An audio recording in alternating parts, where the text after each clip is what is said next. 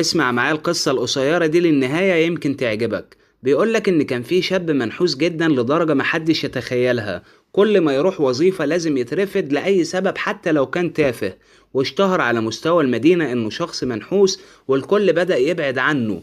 المهم قرر إن هو يسافر لمكان بعيد محدش يعرفه فيه، ويبدأ حياة جديدة من الأول، لعل وعسى النحس ده يتفك.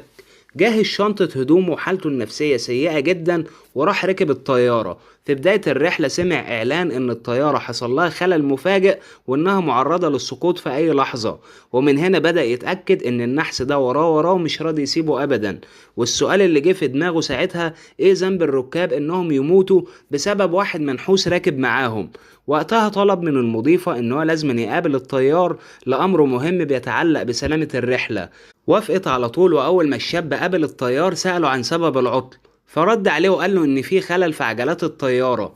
فكذب عليه الشاب المنحوس وفهمه إن هو مهندس صيانة ويقدر يساعد في حل المشكلة، لكن في الحقيقة هو كان عايز ينتحر وينهي حياته، وفي نفس الوقت علشان يخلص الركاب اللي ملهمش ذنب وينقذهم.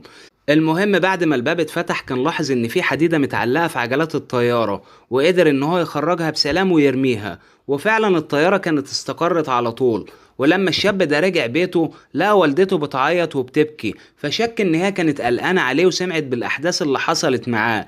لكن لما سألها عن سبب البكا ده قالت له ابوك طلع فوق السطح علشان يشم شوية هوا، وفي حديدة وقعت على دماغه فمات، وما نعرفش هي جت منين. وبكده القصة انتهت. لو عجبتك ما تنساش اللايك والاشتراك، وتقولي رأيك في التعليقات دلوقتي. سلام.